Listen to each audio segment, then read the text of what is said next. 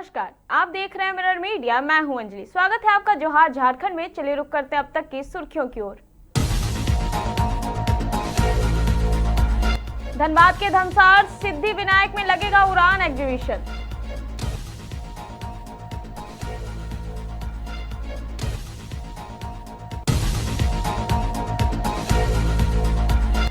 जुए के अड्डे पर पुलिस का धावा, 10 जुआरी गिरफ्तार, नकदी और वाहन जब्त।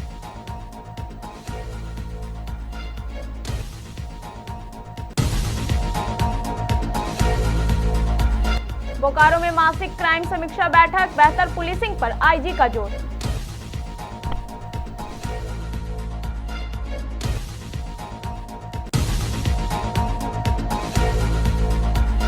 राज्यसभा चुनाव को लेकर सियासी पारा हाई, 6 उम्मीदवारों ने खरीदा नामांकन पत्र।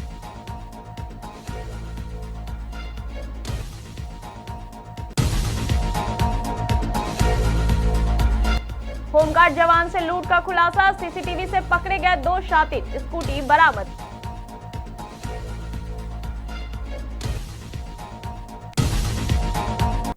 अब खबरें विस्तार से। धनबाद के धनसार स्थित सिद्धि विनायक में फैशन, लाइफस्टाइल और हस्तशिल्प का भव्य संगम Udaan where style takes flight exhibition के रूप में सजने जा रहा है। आयोजन को लेकर समिति की ओर से प्रेस वार्ता कर विस्तृत जानकारी दी गई। आयोजकों ने बताया कि पिछले वर्ष मिली शानदार सफलता के बाद इस एग्जीबिशन का आयोजन दूसरी बार किया जा रहा है। इस बार देश के विभिन्न राज्यों और शहरों से बड़ी संख्या में एग्जीबिटर्स भाग लेने पहुंच रहे हैं। प्रदर्शनी में बनारस की सिल्क साड़ियां, जयपुर की कुंदन ज्वेलरी, सहारनपुर के वुडन एंड हैंडीक्राफ्ट डिजाइनर परिधान, होम डेकोर आइटम्स और ट्रेंडी वेस्टर्न ड्रेस समेत कई आकर्षक उत्पाद एक ही छत के नीचे उपलब्ध होंगे। आप सबको एक इनविटेशन है कि आप लोग जीतो उड़ान एग्जीबिशन का लुफ्त लेने के लिए जरूर से आए। यहाँ पे हर एज ग्रुप के लोगों के लिए सामान उपलब्ध है, for youngsters, for middle age group, for old age people, men, male, female, children, everyone. तो हम दोनों की तरफ से ये स्पेशल इनविटेशन है कि आप पूरे जीतो की तरफ से इनविटेशन है कि आप सब जरूर आए और इस एग्जीबिशन का शॉपिंग करें, मजा लें। क्योंकि 15 जून से लगन भी खुल रहा है। तो शादी के लायक भी हम लोगों के बहुत ही अच्छी साड़ियाँ, ड्रेसेस, इंडो वेस्टर्न ड्रेसेस, लहंगे सब कुछ आ रहे हैं। तो आप लोग शादी के लिए भी खूब शॉपिंग कर सकते हैं, क्योंकि इस लगन भी खुल रहा है 15 तारीख से। चल आपको बहुत सारी चीजें देखने के मिलेंगी। आपको चिकनकारी के स्टॉल्स हैं, हमारे पास बहुत सारी साड़ीज के स्टॉल्स हैं, बैग्स, हैंड बैग्स वगैरह सब चीज के स्टॉल्स हमारे इसमें लग रहे हैं। और सब कोई बहुत ज़्यादा एक्साइटेड है क्योंकि लास्ट ईयर हम लोगों का बहुत अमेजिंग रिस्पांस रहा था। सब एग्जिबिटर्स बहुत हैप्पी होके गए थे और वो सब वापस से रिटर्न कर रहे हैं इस बार फिर से, क्योंकि उनको पिछली बार बहुत अच्छा रिस्पांस मिला था। क्योंकि जीतो बहुत अच्छी एक ऑर्गेनाइजेशन है और इसके थ्रू वो लोग का भी प्रमोशन हुआ था, डॉली जैन के थ्रू उनका प्रमोशन हुआ था। तो this time they are truly excited to come and we 12 और 13 जून को है सिद्धि विनायक धनसार में। और ये उड़ान में जहाँ से अलग अलग एग्जिबिटर्स आ रहे हैं, उसी तरह से प्रमोशनल स्टॉल्स भी दे रहे हैं एनजीओज को, जो अपने घर से जो करते हैं या जिसमें बहुत प्रॉफिट नहीं है, उन लोग आके अपना चीज को प्रदर्शित करते हैं। जैसे कि सैफरन करके है, मैं सैफरन के एनजीओ मैं चलाती हूँ, तो मैं भी स्टॉल लगाऊंगी जिसमें पेपर बैग्स हम लोग एग्जिबिट करेंगे। और ये पेपर बैग्स बनते हैं और नीडी वुमेन बनाती है, तो उनको वुमेन एम्पावरमेंट भी मिलता है। तो इस तरह के भी स्टॉल्स इस उड़ान में लगने वाले हैं। रांची में जुआरियों के खिलाफ पुलिस ने बड़ी कार्रवाई की है। डोरांडा थाना क्षेत्र में संचालित एक जुआ अड्डे पर पुलिस ने छापेमारी कर 10 जुआरियों को गिरफ्तार किया है। कार्रवाई के दौरान आरोपियों के पास से नगद राशि, ताश के पत्ते, बाइक और 4 पहिया वाहन समेत कई सामान जब्त किए गए हैं। पुलिस का कहना है कि शहर में अड्डेबाजी, जुआ और असामाजिक गतिविधियों के खिलाफ लगातार अभियान चलाया जा रहा है। इसी कड़ी में ये कार्रवाई की गई। गिरफ्तार सभी आरोपियों से पूछताछ की जा रही है और मामले की आगे जांच की जाएगी। थाना क्षेत्र अंतर्गत एक सूचना प्राप्त हुई थी कि घाघरा एरिया में, घाघरा और आसपास के एरिया में कुछ व्यक्तियों द्वारा एक सुनसान मकान में जो एक जुआ खेला जा रहा था, उसी के आधार पर पुलिस के द्वारा रेड करी गई और कुछ लोगों को गिरफ्तार किया जा रहा है। विधि सम्मत जो लीगल एक्शन है उनके अगेंस्ट लेते हुए उनको गिरफ्तार करके न्यायिक अभिरक्षा पुलिस के द्वारा डोरंडा थाना पुलिस के द्वारा उनको भेजा गया है। इसकी जो डिटेल्ड जो इन्फॉर्मेशन है और जो प्रेस नोट और जो फोटोग्राफ्स हैं वो ग्रुप पर आ जाएंगे।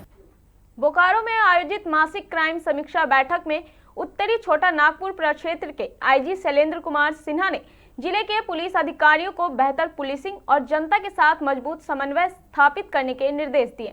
समर न्यायालय सभागार में आयोजित बैठक में एसपी सहित सभी डीएसपी, सर्कल इंस्पेक्टर और थाना प्रभारी मौजूद रहे। आईजी ने हाल के दिनों में हाईकोर्ट में बढ़े कंटेंट मामलों पर चिंता व्यक्त करते हुए कहा कि छोटी छोटी प्रक्रियागत खामियों के कारण पुलिस विभाग की छवि प्रभावित होती है।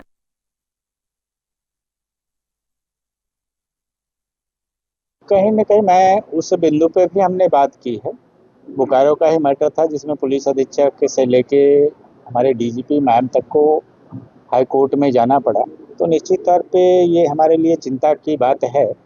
तो वैसी गलतियां हमारे स्तर पे नहीं हो या थाना के स्तर पर नहीं हो, तो प्रयास किया जा रहा है और उस दिशा में भी उस बिंदु पे सारे पदाधिकारियों के साथ बात की है।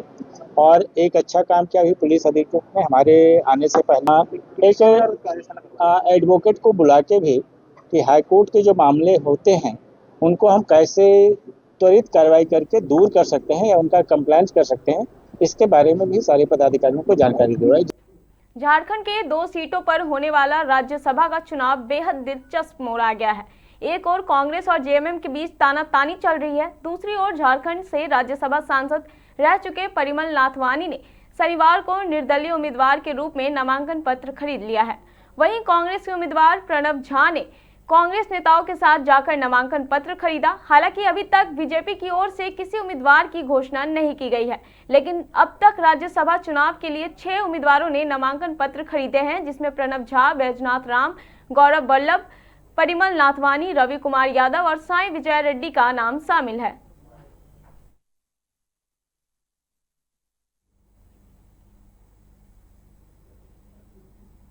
रांची पुलिस ने होमगार्ड जवान से हुई लूटकांड का सफल खुलासा करते हुए 2 अपराधियों को गिरफ्तार किया है। 25 मई की रात चुटिया थाना क्षेत्र में होमगार्ड जवान गणेश राम से चाकू की नोक पर स्कूटी लूट ली गई थी। मामले की गंभीरता को देखते हुए पुलिस ने विशेष टीम गठित की और सीसीटीवी फुटेज के आधार पर जांच शुरू की। जांच में सामने आया कि दोनों आरोपी तुपुदाना से पैदल चुटिया पहुंचे थे और वहां वारदात को अंजाम दिया। पुलिस ने सोनाहाथू क्षेत्र से सुखदेव गांधी और अभिषेक मुंडा को गिरफ्तार कर लूटी गई स्कूटी बरामद कर ली। आरोपियों की स्कूटी पर फर्जी नंबर लगाकर इस्तेमाल करने की योजना थी।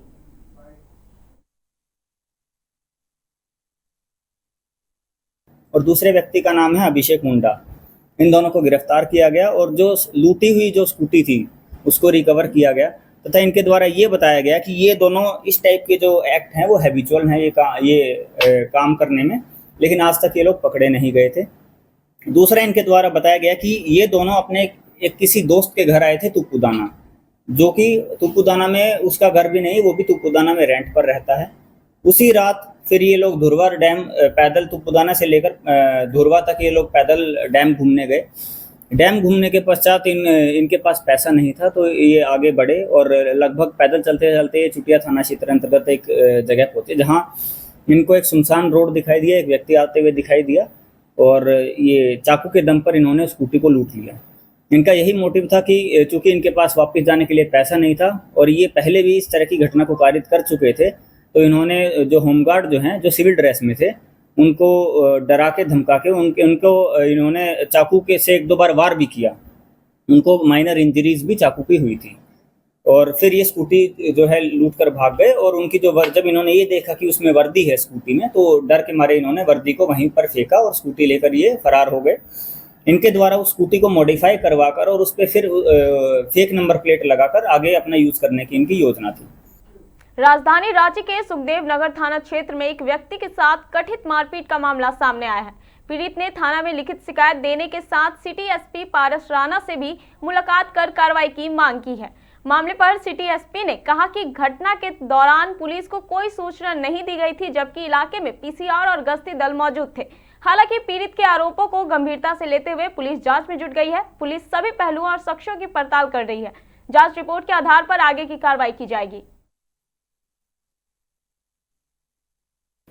पहले उनके साथ एक मारपीट की घटना हुई थी और मारपीट की घटना होने के पश्चात उन्होंने सुखदेव नगर थाना अंतर्गत एक छोटा सा केस रजिस्टर करवाया था, जो कि बेलेबल सेक्शन में उन्होंने केस रजिस्टर करवाया था। उनके बाद उनके द्वारा बताया गया कि दोबारा से उनके साथ उन्हीं के द्वारा जो है मारपीट की घटना को कारित किया गया है। उन्होंने ये भी क्लेम किया था कि जो जहां उनके साथ मारपीट की घटना हुई वहां से एक पेट्रोलिंग की गाड़ी या पीसीआर की गाड़ी जाते हुए दिख रही है। हमारे द्वारा भी सीसीटीवी का अवलोकन किया गया है। उसमें जिस टाइम पर वहां से पीसीआर की गाड़ी निकल रही है उस समय पर मारपीट की घटना नहीं हो रही है। आप लोग भी उसमें देख सकते हैं कि जब वो गाड़ी पार हो रही है उस टाइम पर मारपीट की घटना नहीं हो रही है और वो आराम से साइड में बैठे हैं रोड किनारे। दूसरा, रात का टाइम था उस टाइम, और जो गाड़ी का जो आसपास का जो व्यू है उनके द्वारा ये भी बताया गया कि चूंकि आसपास के जो लोग थे जिन्होंने उनके साथ मारपीट की घटना की है उनके आगे उनके द्वारा आवाज नहीं लगाई गई थी गाड़ी को, उनके द्वारा सिर्फ मात्र इतना इशारा किया गया था। और ये हो सकता है कि जाने अनजाने वो जो हमारे जो पुलिसकर्मी हैं उनके द्वारा उनकी नज़र उनके ऊपर नहीं गई होगी, चूंकि उन्होंने आवाज़ भी नहीं लगाई है और जिस टाइम पीसीआर पार हो रही है उस टाइम पर मारपीट की घटना नहीं हो रही थी। उस टाइम वो लोग आराम से बैठे थे रोड किनारे। उनके द्वारा ये भी बोला गया कि पुलिस ने इसमें कार्रवाई नहीं करी है, चूंकि ये माइनर मारपीट का जो मामला है जिसमें सारे सेक्शन जो हैं वो सारे बेलेबल सेक्शन हैं। और जो हमने फिर जब अनुसंधान में जो बात आई है उनका पैसे को लेकर जो है दोनों व्यक्ति जो मारपीट करने वाले जो लोग हैं वो उनके दोस्त और साथी ही हैं और उन्होंने पैसे को लेकर उनका कुछ विवाद था। उनके बीच में हल्की फुल्की जो है झड़प और मारपीट हुई थी, कोई मेजर इंजरीज भी नहीं थी। और ऐसे जो केसेस हैं उसमें पुलिस के द्वारा अरेस्ट करके बेलेबल सेक्शन में तुरंत बेल। झारखंड मुक्ति मोर्चा ने आगामी राज्यसभा चुनाव के लिए वरिष्ठ नेता वैद्यनाथ राम को अपना उम्मीदवार घोषित कर दिया है। पार्टी के इस फैसले का राज्यसभा सांसद महुआ मांझी ने खुलकर समर्थन किया है। उन्होंने वैद्यनाथ राम को अनुभवी और कदावर नेता बताते हुए कहा कि उनके अनुभव का लाभ पार्टी और राज्य दोनों को मिलेगा। इस दौरान महुआ मांझी ने मुख्यमंत्री के नेतृत्व की भी जमकर सराहना की और कहा कि उनके नेतृत्व में पार्टी पूरी तरह एकजुट और मजबूत है। अब राज्यसभा चुनाव में झमुमों के इस अनुभवी कार्ड के सामने विपक्ष की रणनीति पर भी सभी की नजरें टिकी हैं। देखिए, ऐसा है, हमारी पार्टी कार्यकर्ताओं की पार्टी है। पार्टी के वरिष्ठ नेताओं ने मिल बैठकर जो निर्णय लिया है वो हम सभी को स्वीकार है। और निश्चित रूप से वैद्यनाथ राम जी हमारे पार्टी के बहुत ही पुराने और वरिष्ठ नेता हैं। वो मंत्री रह चुके हैं, पार्टी के उपाध्यक्ष भी हैं, तो उनका स्वागत है राज्यसभा में। लगातार जेएमएम के तरफ से कार्यकर्ताओं को जगह दी जा रही है, पहले आप और अब वैद्यनाथ राम। जी, एक परसेप्शन चेंज हो रहा है पार्टी के अंदर। जी, लोग ना कि आरोप लगाते रहते हैं तरह तरह के, लेकिन माननीय मुख्यमंत्री जी आप देख रहे हैं कि जिस तरह से पार्टी को आगे लेके जा रहे हैं और लगातार पार्टी के कार्यकर्ता उनसे खुश दिख रहे हैं। ये देखा जो जन सैलाब उमड़ता है उनके कार्यक्रमों में और पूरे देश में आज उनकी एक छवि है। आज एक पूरे देश के बड़े आदिवासी लीडर के रूप में उनकी पहचान बनी है और इसमें उनकी अपनी मेहनत, अपना समर्पण। राजधानी रांची के अरगोड़ा थाना परिसर में उस समय हंगामा मच गया जब दो महिलाओं के बीच विवाद इतना बढ़ गया कि दोनों आपस में भिड़ गई। बताया जा रहा है कि मामला सोना चांदी समेत कीमती सामान और लेन देन से जुड़ा है। पीड़िता का आरोप है कि सामान वापस मांगने पर उसके साथ मारपीट की गई। शिकायत लेकर दोनों पक्ष थाना पहुंचे थे, जहां बातचीत के दौरान विवाद हाथापाई में बदल गया। मौके पर मौजूद पुलिस कर्मियों ने हस्तक्षेप कर स्थिति को नियंत्रित किया। फिलहाल दोनों पक्षों की शिकायत पर पुलिस जांच कर रही है। अपने घर में ही थी, जो लड़ाई झगड़ा का कंडीशन था घर में, तो ये संजय सिंह से मेरी बात होती थी ना, ये इससे जुड़ा हुआ था, तो मैंने संजय सिंह से शेयर किया था इस बात को। तो संजय सिंह के थ्रू मैं साधना ओझा के संपर्क में। संजय सिंह कैसे? उसके पास ना, वो भी शायद ह्यूमन राइट्स में था, बोलता था। आप कैसे संजय सिंह? उससे मेरी दोस्ती हुई थी, ऑनलाइन दोस्ती हुई थी। हाँ, तो बातचीत 1-2 महीना से था। और जब मैं साधना ओझा के संपर्क में मतलब उसके थ्रू आई तो वो उसका नंबर वही दिया था मुझे। बकायदा साधना ओझा से मेरी बात हुई थी फोन पे, तो एक लेडी को बोल के उसने मुझे घर से निकलवाया। तो घर से सीधा निकल के डायरेक्ट मैं उनके ऑफिस में पहुंची। ऑफिस में पहुंची तो वो मैंने सुना कि ह्यूमन राइट्स चलाती हैं, तो भाई इंसाफ न्याय यहाँ से मिलेगा। सब कुछ उन्होंने पूछा मुझसे, मैंने सारा कुछ बोला, सारा कुछ किया।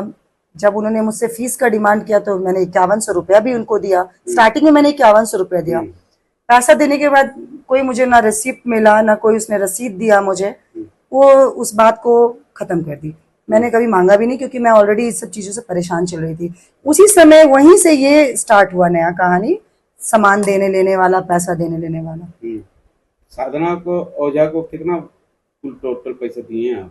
हम उसको 10, 20, 5 करके 30-40 हजार रुपए दे चुके हैं। कोई रसीद मिला आपको? नहीं, उसने कोई रसीद मुझे नहीं दिया। क्यों?